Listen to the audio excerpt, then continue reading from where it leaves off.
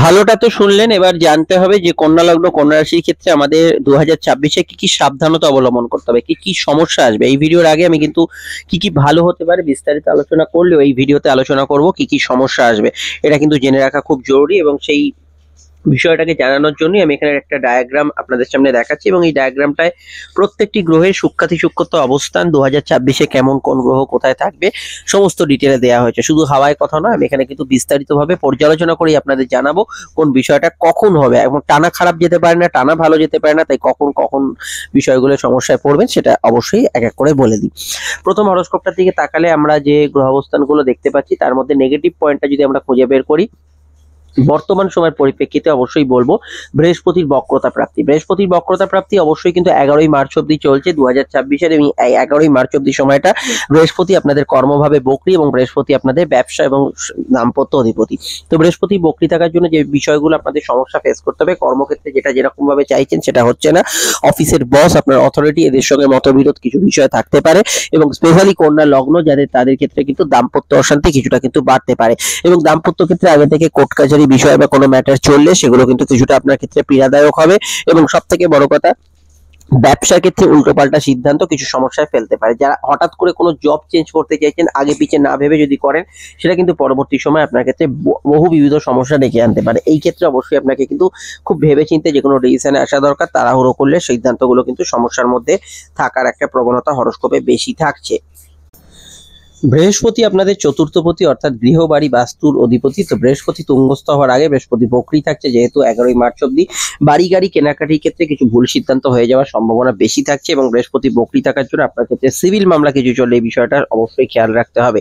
এর বাইরে আমি অবশ্যই বলবো বৃহস্পতি বক্রতা প্রাপ্তির ক্ষেত্রে আপনাদের ক্ষেত্রে কোনো যদি বিবাহ স্থির হয়ে থাকে তার যে অ্যারেঞ্জমেন্ট গুলো সেগুলো সব ঠিক আছে কিনা, সব জায়গায় আপনার অ্যারেঞ্জমেন্ট বা যোগাযোগের জায়গা সব ঠিক আছে কিনা সেইগুলো কিন্তু অবশ্যই খতিয়ে দেখা দরকার এবং কোনো সিদ্ধান্তে ভুল হচ্ছে কিনা খেয়াল রাখা দরকার। এছাড়া আপনার স্বামী স্ত্রী যদি হেলথ নিয়ে সমস্যা চলে এবং স্পেশালি কন্যা লগ্ন যদি আপনার হয় সেক্ষেত্রে অবশ্যই সেই দিকটা অবশ্যই খেয়াল রাখা দরকার। নেক্সট বিষয়ের মধ্যে আমরা চলে আসছি। নেক্সট বিষয়ের ক্ষেত্রে অবশ্যই কিন্তু এখানে অবশ্যই আমরা বলবো যে বৃহস্পতি যখন বৃহস্পতি সুগ্রস্ত ভাবে যাবে বেশ কিছু ভালো ফল আপনারা পেতে শুরু করবেন, কিন্তু বৃহস্পতি যেহেতু দশম ভাব থেকে সরে যাবে কর্মক্ষেত্রে কিছু পরিস্থিতি পরিবর্তন হচ্ছে। কর্মক্ষেত্রে আগে যে কমফোর্টেবল রেজাল্টটা ছিল বা কাজের ক্ষেত্রে ইভিন যারা ওয়ার্ক ফ্রম হোম কাজ করছিলেন তাদের সিচুয়েশন গুলো পরিবর্তন হতে শুরু করবে। এটা অন্যদিকে বৃহস্পতি ভালো ফল দিলেও কর্মক্ষেত্র থেকে বৃহস্পতি সরে যাওয়ার জন্য কিছু কর্মক্ষেত্র থেকে আরামদায়ক ফল বা কমফোর্টেবল রেজাল্ট যেটা পাচ্ছিলেন, কাজের জায়গায় যে সুযোগ সুবিধাগুলো পাচ্ছিলেন সেটা কোথাও যেন একটা মিস করবেন। এটা অবশ্যই একটা নেগেটিভ পয়েন্ট এবং এটা অবশ্যই কিন্তু বৃহস্পতি সরে যাওয়ার জন্য হবে, কিন্তু বেশ কিছু ভালো উন্নতির জায়গা থাকবে আপনাদের আপকামিং সময়, যেটা ভালো ভিডিওতে আলোচনা করা হয়েছে। কিন্তু কর্মক্ষেত্র থেকে বৃহস্পতি সরে যাওয়াটা কর্মভাবকে কিছুটা আগের তুলনায় কিন্তু কিছুটা নেগেটিভ ফল দিতে সাহায্য করবে এবং বৃহস্পতি যে সাপোর্ট গুলো দিচ্ছিল সেগুলো কিন্তু সরে যাবে। এটা কিন্তু মাথায় রাখা দরকার এবং সেটা 11ই মার্চ থেকে হতে চলেছে, এটা অবশ্যই খেয়াল রাখবেন।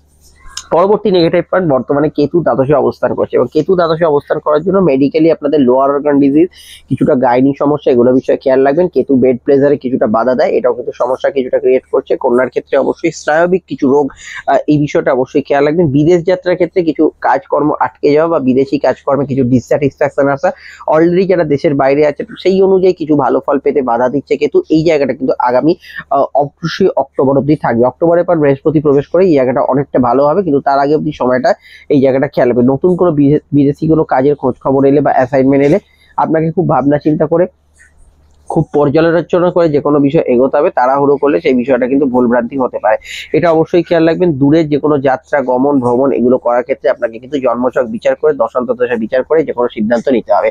তবে কেতু দ্বাদশে থাকার জন্য এটা অবশ্যই খেয়াল রাখতে হবে কিছু বিষয় আনএক্সপেক্টেড খরচ, হঠাৎ করে কিছু খরচ যেটার জন্য আপনি প্রিপেয়ার ছিলেন না সেই ধরনের খরচ হয়ে যাওয়ার সম্ভাবনা আছে। দান দেন পূর্ণ কাজ করার ক্ষেত্রে একটু মেপে ঝুপে খরচ করাই ভালো, সেটাও কিন্তু মাথায় রাখতে হবে। অতিরিক্ত আপনি হয়তো আবেগে পড়ে কিছু দান করে দিলেন দিলেন, এইগুলো কিন্তু নেগেটিভ পয়েন্টকে ইন্ডিকেট করে। এটাও কিন্তু কেতু একটা নেগেটিভ ফলের মধ্যে কন্যা লগ্ন বা রাশি 2024-এ থাকছে। নেক্সট পয়েন্টটা অবশ্যই কিন্তু রাহুর ষষ্ঠ স্থানে অবস্থান এবং রাহুর নক্ষত্রে অবস্থান। দেখুন রাহু ষষ্ঠ ভাবে অত্যন্ত শক্তিশালী এবং বহু ক্ষেত্রে ভালো ফল দেয়, ঠিক কথা, কিন্তু রাহু ষষ্ঠ ভাবে হয়তো ঝুট ঝামেলা ডেকে আনে, শত্রুতা মাঝে মাঝে বাড়ায়। তো এই ক্ষেত্রে অবশ্যই মাথায় রাখতে হবে কারোর বিরুদ্ধে কোনো ডিসিশন নেওয়ার আগে, কোনো ঝগড়াঝাটিতে লিপ্ত হওয়ার আগে আপনাকে কিন্তু 7 পাঁচ ভেবে এগোতে হবে। রাহু কিন্তু হয়তো শত্রুতা ঝুট ঝামেলা বাড়িয়ে থাকে, অশান্তির বাতাবরণ তৈরি করে। তো সেই জায়গাটা অবশ্যই মাথায় রাখতে হবে যে সুখ শান্তিতে ভরা জীবন আপনি চট করে কারোর বিরুদ্ধাচরণ করে বা ঝুট ঝামেলা অশান্তির মধ্যে গিয়ে সেইগুলোকে সম্পর্কে কিন্তু বাড়াবে না, এটা কিন্তু মাথায় রাখা খুব জরুরি এবং আগামী সময়ে সেটা কিন্তু প্রযোজ্য হবে। এটার বিষয়ে অবশ্যই আপনাদের কিন্তু খেয়াল রাখতে হবে। নেক্সট খারাপ পয়েন্টটা বলার আগে আমি একটু বলে দিই, আপনারা যারা আমাদের সঙ্গে যোগাযোগ করতে চাইছেন স্ক্রিনে থাকা নাম্বারটাতেই কল বা হোয়াটসঅ্যাপ করে আপনারা বুকিং করে আমাদের সঙ্গে যোগাযোগ করতে পারেন। আলোচনা ফোনে হতে পারে, আসতে পারেন চেম্বারে, যেটা আপনার সুবিধা হয়। প্রত্যেকটা ক্ষেত্রে আলোচনা দীর্ঘ, বিস্তারিত এবং সময় সাপেক্ষ পাবেন, ডিটেল আলোচনা পাবেন, সব প্রশ্নের উত্তর পাবেন এবং যেটা 100% গোপনীয়তা মেনটেন করা হবে, যেটা একদমই ঘরোয়া আলোচনা হবে। আপনারা ভিডিওটি এখন যেখানে দেখেন না কেন, যে কোনো সোশ্যাল মিডিয়া আমাদের চ্যানেলটি সাবস্ক্রাইব করে বেল আইকনটা প্রেস করে রাখবেন। আর অবশ্যই ভিডিওটি একটু লাইক এবং শেয়ার করবেন। পেজে দেখলে পেজটি ফলো করে রাখবেন, যা সম্পূর্ণ নিঃশুল্ক। শুধু স্ক্রল করতে করতে আপনারা জানেন যে আপনারা তো সোশ্যাল মিডিয়া আছেন অনেকেই, আমরা এখন সকলে এগিয়ে যাই, সামনের দিকে খেয়াল থাকে না কখন কোনটা দেখছি, তাই এটা অবশ্যই যুক্ত রাখবেন। নেক্সট পয়েন্টে অবশ্যই ফিরছি, শনির বক্রতা প্রাপ্তি। শনির বক্রতা প্রাপ্তি হচ্ছে আগামী 27 জুলাই থেকে 11 ডিসেম্বর। এই জন্মছকে শনি বক্রী থাকলে পায়ে চোট আঘাতের সম্ভাবনা বাড়বে, প্রেমে কিছুটা অনিশ্চয়তা, কিছুটা দাম্পত্য অশান্তির বাতাবরণ আসতে পারে, ব্যবসাগুলোর ক্ষেত্রে কিছুটা ডাউন সিচুয়েশন থাকবে, পুরনো জিনিসপত্র কেনাকাটির ক্ষেত্রে এই জায়গাটা কিছুটা প্রবলেম ক্রিয়েট করতে পারে, পুরনো বাড়ি বিক্রয় করার ক্ষেত্রে বা পুরনো জিনিসপত্র কেনা বেচার ক্ষেত্রে। 27 জুলাই টু 11 ডিসেম্বর আপনার জন্মছকে স্পেশালি শনি বক্রী থাকলে সেটা কিন্তু নেগেটিভ পয়েন্ট ইন্ডিকেট করছে। পরবর্তী পয়েন্টগুলো হচ্ছে অন্যান্য গ্রহের নিরিখে, যেগুলো ডায়াগ্রামে আমি দেখিয়েছি সেগুলো অবশ্যই আলোচনা করা যায়। মঙ্গল তুঙ্গস্থ হচ্ছে অবশ্যই জানুয়ারি মাসে, এটা খুব ভালো পয়েন্ট, কিন্তু মঙ্গল পঞ্চম ভাবে অবস্থান এবং সূর্যের মাঘ মাসে অবস্থান পঞ্চম ভাবে, এটা কিন্তু পেটের গোলমালকে বাড়াবে। পেটের গোলমাল, হজমের সমস্যা, ক্রনিক লিভার কিডনি রিলেটেড সমস্যাকে বাড়াবে। প্রেমের কিছুটা তুমুল অশান্তি ক্রিয়েট করতে পারে, প্রেমের ক্ষেত্রে ঝুট ঝামেলা, অশান্তি বাড়তে পারে, সন্তানের রাগ জেদ বাড়তে পারে, সন্তানের স্বাস্থ্যের দিকটা ভীষণ ভাবে খেয়াল রাখতে হবে, কারণ এখানে পঞ্চম ভাবে অষ্টমপতি এবং দ্বাদশপতির অবস্থান প্রেমের সমস্যা এবং সন্তান নিয়ে সমস্যা কিন্তু বাড়াতে পারে। এই বিষয়টা খেয়াল রাখা জরুরি বলে আমার ব্যক্তিগতভাবে মনে হয়েছে। নেক্সট হচ্ছে রাহু এবং মঙ্গলের যোগ ষষ্ঠভাবে হচ্ছে, যেটা অবশ্যই যাদের ছকে এই ধরনের নেগেটিভ যোগ আছে, কিছু ঝুট ঝামেলার মধ্যে লাইফে পড়তে পারেন, কিছু চোট আঘাত লাগার সম্ভাবনা থাকতে পারে এবং কিছু বিষয় পাইলস ইত্যাদি রোগ ভোগের আসার সম্ভাবনা থাকতে পারে। এটা কিন্তু 23 ফেব্রুয়ারি থেকে 2 এপ্রিলের মধ্যে হওয়ার সম্ভাবনা রয়েছে এবং অহেতুক ঝুট ঝামেলা, অশান্তি, শত্রুতা বৃদ্ধি এবং কাউকে আপনি হয়তো কিছু করতে চান, ধুম করে কারোর গায়ে হাত তুলে দিলেন, এই ধরনের ইনসিডেন্ট ঘটা বা শত্রুর প্রকোপ বাড়া, এগুলো কিন্তু সম্ভাবনা থাকে। শত্রু নাশের যোগ থাকলেও কিছু বিষয় আপনি কিন্তু যতটা করার নয় তার থেকে বেশি কিছু করে ফেলে সমস্যা ক্রিয়েট করতে পারে 23 ফেব্রুয়ারি থেকে 2 এপ্রিল পর্যন্ত। তবে রাহু মঙ্গল যোগ জন্মছকে থাকলে এই প্রকোপটা কিন্তু বাড়তে পারে। এরপর হচ্ছে শনি মঙ্গল যোগ। শনি মঙ্গল যোগ 2 এপ্রিল থেকে 11 মে অব্দি হবে। শনি মঙ্গল যোগ সমসপ্তমে থাকার জন্য কিছুটা দাম্পত্য অশান্তির সম্ভাবনা থাকছে। এছাড়া ব্যবসায়িক পার্টনারের সঙ্গে মতভেদ হতে পারে, পায়ে চোটাঘাত লাগা এবং অন্যান্য ছোটখাটো অ্যাক্সিডেন্ট, চোটাঘাতের সম্ভাবনা এই সময় বাড়তে পারে। এটা কিন্তু অবশ্যই খেয়াল রাখতে হবে। এবং একই সময় 11 এপ্রিল বুধ নিচস্থ হচ্ছে এবং বুদ্ধি, মঙ্গল এবং শনির যে যোগ, এটা কিন্তু অবশ্যই আপনার বুদ্ধি হরণ করবে। বুদ্ধি নাশের যোগ, শারীরিকভাবে দুর্বল এবং বুদ্ধি নাশ হলে যা হয় সেগুলোই হতে পারে। এগুলো সম্ভাবনা অবশ্যই বিশেষ কিছু ডিসিশন নেওয়ার আগে জ্যোতিষীয় পরামর্শ নেবেন। যে কোনো প্রবলেমের ক্ষেত্রে হুটপাট ডিসিশন নেবেন না। সেটা হচ্ছে এপ্রিল মাসটা কিন্তু খুব ক্রিটিক্যাল মাস আপনাদের ক্ষেত্রে, এটা অবশ্যই কিন্তু খেয়াল রাখবেন। এবং তার আগে ফেব্রুয়ারি মাসটাও কিছুটা সমস্যা বহুল থাকছে। এই দুটো মাস আপনাদের ক্ষেত্রে মেইন প্রবলেম হচ্ছে 23 ফেব্রুয়ারি থেকে আরম্ভ করে মার্চ এবং এপ্রিল মাসটা পুরোটাই কিছুটা প্রবলেমের মধ্যে আপনাদের কিন্তু রাখতে পারে ভাগ্য। এবং এই জায়গাটা আপনাদের কিন্তু বাধা বিপত্তি, একাধিক জায়গায় সমস্যা এবং বুদ্ধি নাশের যোগ, বুদ্ধি নাশ, উপস্থিত বুদ্ধি প্রয়োগের সমস্যা, এগুলো কিন্তু হওয়ার সমস্যা ক্রিয়েট করছে। পরবর্তী নেগেটিভ পয়েন্ট হচ্ছে মঙ্গলের একাদশে নিচস্থ অবস্থান। মঙ্গল নিচস্থ হচ্ছে কবে একাদশে? সেটা হচ্ছে 18 সেপ্টেম্বর। এই সময়টা মঙ্গল নিচস্থ থাকার জন্য যোগাযোগ তো হবে, কিন্তু ভুয়ো যোগাযোগ বেশি থাকবে। কিছু বিষয়ে আপনি অতিরিক্ত আশা করলে সে আশাহত হতে পারে। চলতি মামলা মোকদ্দমার ক্ষেত্রে জটিলতা বাড়তে পারে। নতুন পার্টনারশিপে যাওয়ার ক্ষেত্রে সময়টা ভালো নয়। ভাই বোনের জীবনে অ্যাচিভমেন্ট ইত্যাদি এগুলো হতে পারে, কিন্তু তার সঙ্গে কিছু পয়েন্টে মতের অমিল হতে পারে। মঙ্গল একাদশে নিচস্থ থাকার জন্য কোনো বাস্তু দোষযুক্ত বাড়ি কিনে ফেললেন বা কোনো ধরনের গাড়ি কিনে ফেললেন, যেটা হয়তো আপনার পরবর্তী ক্ষেত্রে বললে ফিচার্স গুলো ঠিক নয়, কিছু সমস্যা হচ্ছে, এগুলো কিন্তু অবশ্যই খেয়াল রাখবেন। পরবর্তী বিষয় হচ্ছে লগ্নে শুক্রের নিচস্থ হওয়া।